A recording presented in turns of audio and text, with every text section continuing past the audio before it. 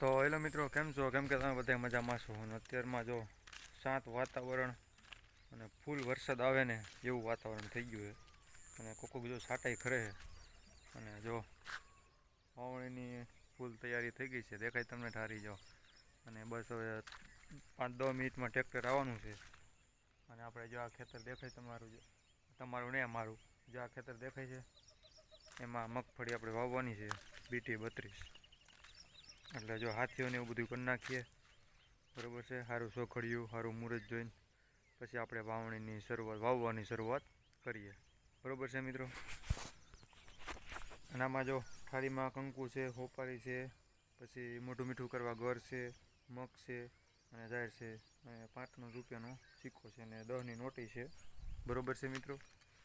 આ વસ્તુ આપણે વાવણી કરીએ એટલે આ વસ્તુ ખાસ પેલો મુહૂર્ત આ જ કરવાનું. ઘણા માણસો કરતા નથી, મેં જોયું છે અને મને ખબર છે. કીધું વાવી જ દઈએ કાંઈ શ્રીફળ વધાર્યા વગર. અને હમણાં શ્રીફળ વધારવાનું છે આપણે, એ મારો ભાઈ લેવા ગયો છે, હમણાં આવશે. શ્રીફળ વધારીને પછી હાથિયા કરીને પછી વાવવાની શરૂઆત કરીએ. ખેડૂત હોય છે એ તો આ લગભગ કરતા જ છે, અને વર્ષોથી આ ખેતી કરતા છે. જે નવીન ત્યાં માણસો છે ને હજી કાંઈ આવી ખબર છે નહીં, બરાબર છે. આ એના માટે ખાસ વિડીયો છે.